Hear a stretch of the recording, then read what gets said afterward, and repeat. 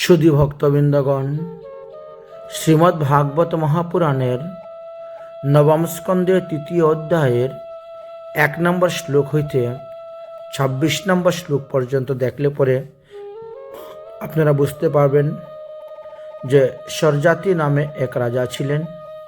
তার এক কন্যা ছিল, নাম সুকন্যা, এবং ৩ পুত্র ছিল। এই সুকন্যাকে নিয়ে বন ভ্রমণে গিয়েছিলেন এবং অজান্তে চবনমণির বনে থেকে উপস্থিত হয়েছিলেন। সুকন্যা সখীদেরকে নিয়ে ভ্রমণ করতে করতে তিনি গিয়ে একটি গাছের নিচে দেখতে পেলেন উই মাটির ঢিপি, তার থেকে 2টি ছিদ্র আছে, দিয়ে জোনাকি পোকার মতো আলো আসতেছে। তাই তিনি কি করেছিলেন, ওখানে একটি শলা দিয়ে খুঁচা দিয়েছিলেন, যার থেকে রক্ত বেরিয়েছিল। চবনমণির 2টি চক্ষু নষ্ট হয়ে গিয়েছিল। এদিকে রাজা যাদেরকে নিয়ে গিয়েছিলেন বন ভ্রমণে, সবাই ভোজনের পর তাদের খাওয়া দাওয়া প্রস্রাব পায়খানা বন্ধ হয়ে গেছিল, মরণাপন্ন অবস্থা হয়ে গেছিলেন। তখন আশেপাশের মুনি ঋষিদেরকে জিজ্ঞেস করার পরে জানতে পারলেন যে চবনমণির এখানে তপবন, এখানে তপস্যা চবনমণি করতেছেন, হয়তো চবনমণির চরণে অপরাধ হয়েছে। রাজা সবাইকে জিজ্ঞেস করলেন। সুকন্যা তখন সমস্ত সত্যি ঘটনা বললেন এবং চবনমণির কাছে আসলেন, ক্ষমা প্রার্থনা চাইলেন। চবনমণি বললেন যে আপনার মেয়েকে আমার কাছে বিবাহ দিয়ে যান, সে আমার চক্ষু 2টা নষ্ট করে দিয়েছে, তার সেবা করতে হবে। মেয়েও রাজি হলো সুকন্যা, এবং সরজাতি রাজাও তেনার কাছে কন্যা বিবাহ দিয়ে গেছিলেন। এই কথা শ্রীমদ্ ভাগবতে বর্ণন করা আছে।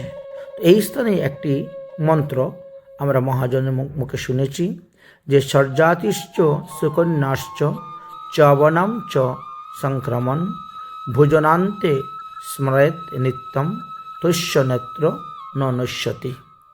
অর্থাৎ খাওয়া দাওয়ার পর, ভোজন করার পর যখন হাত ধুয়ে নিলেন, হাত ধোয়ার পর 2 চোখে হাত ধোয়া 2 ফোঁটা জল আপনার চোখের মধ্যে দেন, তাহলে আপনার চোখের জ্যোতি কখনো নষ্ট হবে না, চোখের জ্যোতি কমবে না এবং চোখ নষ্ট হবে না। এই একটি সুসিদ্ধান্ত আমরা পেয়েছি। অনেক দিন ধরেই এই সিদ্ধান্তটা ছাড়ব বলে ভাবতেছি, তারপরেও অন্যান্য স্থান থেকে সংগ্রহ করতে হয়েছে। তবে আমাদের বাংলা উচ্চারণ অনুসারে যেরকম আমরা লিখি, সংস্কৃত উচ্চারণে একটু আলাদাভাবে লেখা হয়, হিন্দি উচ্চারণে দেখলাম আরেকটু আলাদা, এবং ইংলিশে উচ্চারণে আরেকটু আলাদাই দেখা যাচ্ছে। তো যাই হোক, যে ভাষার ভাষী যিনি যেভাবে ভুল মনে করেন শুদ্ধ হচ্ছে বানান, সেইভাবে আপনারা লিখে নেবেন। আমি যতটা সম্ভব চেষ্টা করে একটু লিখেছি। তো উচ্চারণ হলো সরজাতিশ্চ সুকন্যাশ্চ চবনম চ সংক্রমণ ভোজনান্তে স্মরেত নিত্যম তস্য নেত্র ন নশ্যতি। পরবর্তী সময়ে এই চবনমণির কাছে স্বর্গ থেকে অশ্বিনী এবং কুমার 2জন স্বর্গের বৈদ্য এসেছিলেন। তো তিনি বলেছিলেন যে দেখো, তোমরা তো স্বর্গের বৈদ্য, তোমরা যদি আমার চক্ষু ভালো করে দিতে পারো তাহলে আমিও তোমাদের একটা কাজ করে দেব। তো স্বর্গের বৈদ্য অশ্বিনী কুমার বলেন, তাহলে কি কাজ করে দিবেন? তখন তিনি বললেন যে দেখো, তোমাদের জন্মটা ঘোড়ার পেটে হয়েছিল, এই জন্য দেবরাজ ইন্দ্র তোমাদেরকে দেবতা বলে গ্রহণ করে না এবং যজ্ঞের কোনো ভাগ তোমাদেরকে দেয় না। তোমরা যদি আমার চক্ষু ভালো করে দিতে পারো, আমার এই বৃদ্ধ অবস্থা দূর করে যৌবন অবস্থা প্রদান করতে পারো, তাহলে আমিও কথা দিলাম তোমাদেরকে যজ্ঞের ভাগ দিব, তোমাদেরকেও দেবতা বলে স্বীকৃতি দিতে হবে দেবরাজ ইন্দ্রের, এই ব্যবস্থা আমি করে দিব। স্বর্গের বৈদ্য অশ্বিনী কুমার সেই কথা অনুসারে রাজি হয়ে গেছিলেন এবং তারা স্বর্গ থেকে ঔষধ নিয়ে এসেছিলেন চবনমণিকে শ্রবণ করানোর জন্য। ভোজন অন্তে চোখে জল, চক্ষু রোগ তাহার গেল। তাহলে ভোজনের অন্তে তারপরে কি হলো, সেই ঔষধটাকে সেবন করালেন। স্বর্গ থেকে নিয়ে আসলেন অশ্বিনী কুমার, এনে ঔষধটা সেবন করালেন। এবং চ্যবনমুনিকে, কিন্তু অন্ধ দেখতে পান না, একদিকে অশ্বিনী আর অন্যদিকে কুমার দুজনে ধরে গিয়ে একটি সরোবরে স্নান করতে গেলেন। স্নান করার পরে যখন উঠে আসলেন, তখন তিনজনের চেহারাই একই রকম হয়ে গেল। কে চ্যবনমুনি, আর কে বা অশ্বিনী, আর কে বা কুমার, সেটা চেনা বড় ভার হয়ে গেল।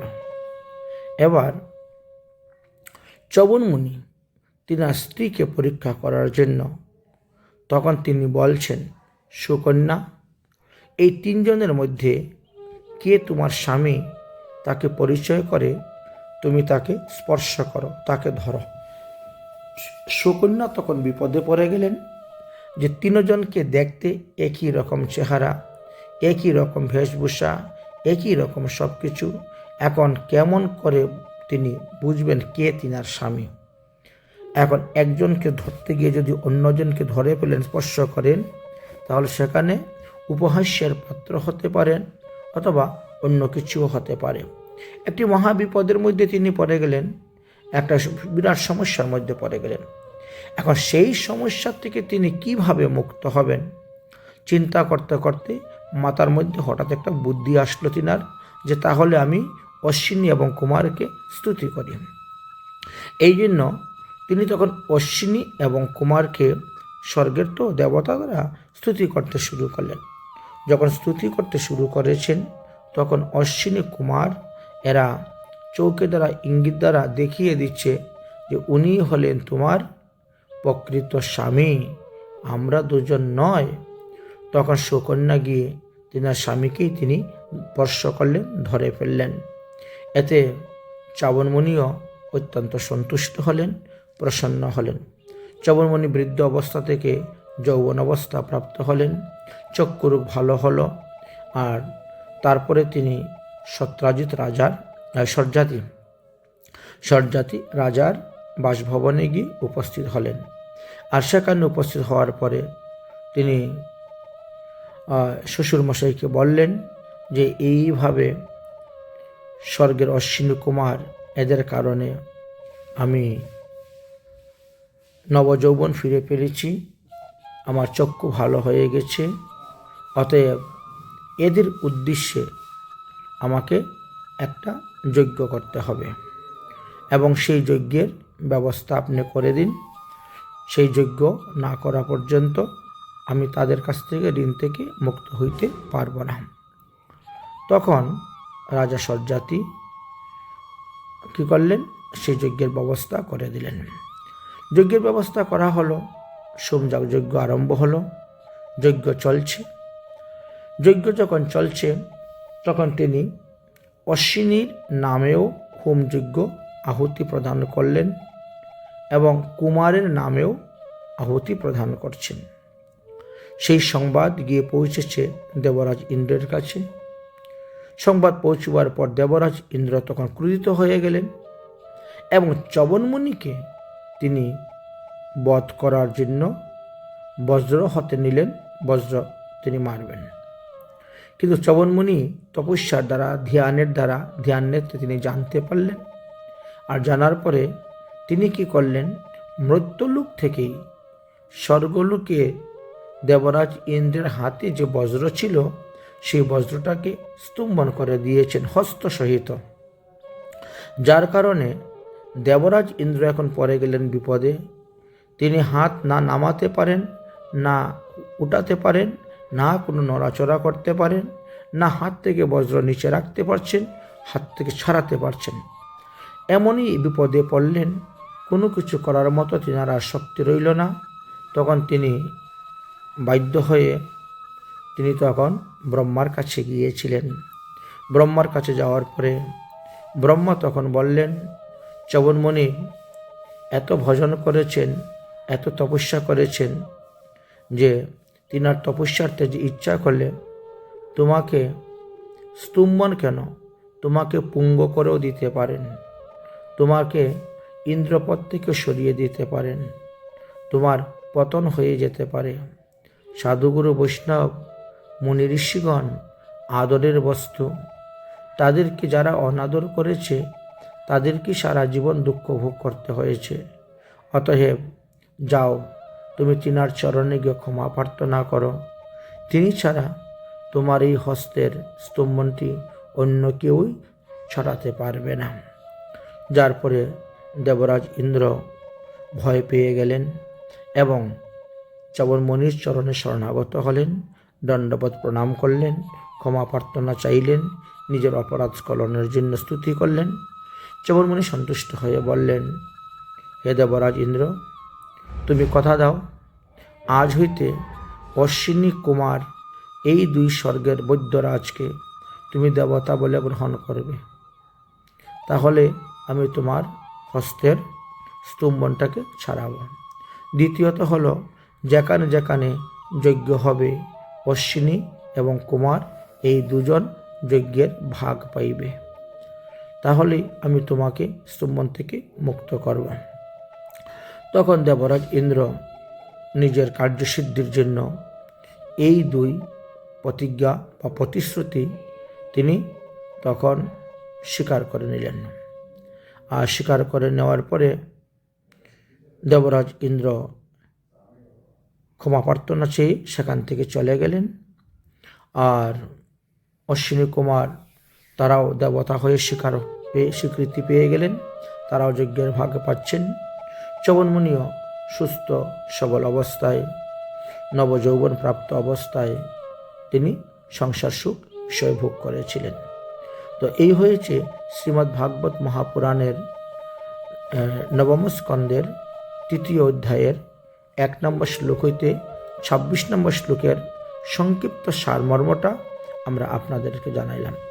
তাহলে এই শ্লোকের উপর, এই কাহিনীর উপর ভিত্তি করে এই শ্লোকের উৎপত্তি হয়েছে যে ভোজন অন্তে চোখে জল চক্ষু রোগ তাহার গেল। যাই হোক, শ্লোকটা আপনারা দেখেছেন,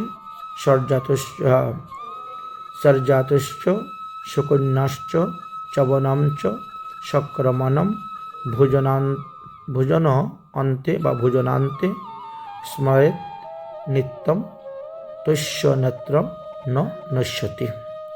তো প্রতিদিন আপনারা ভোজন করার পরে হাত ধুয়ে নিলেন। হাত ধোয়ার পরে সেই হাতের মধ্যে জল নিয়ে এই মন্ত্রটা বলে 2 চোখের মধ্যে 2 ফোঁটা জল দিবেন। তাহলে দেখবেন আপনাদের চোখের রোগ হবে না, চোখের জ্যোতি কমবে না, চোখের জ্যোতি বাড়বে বা চোখ ভালো থাকবে, কখনো অন্ধ হতে হবে না।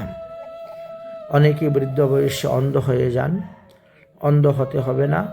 এই একটা মন্ত্র আর এই ভোজনের পরে চোখে জল দেওয়া, এই 2টি কাজ আপনারা করে দেখুন, আশা করি উপকৃত হবেন।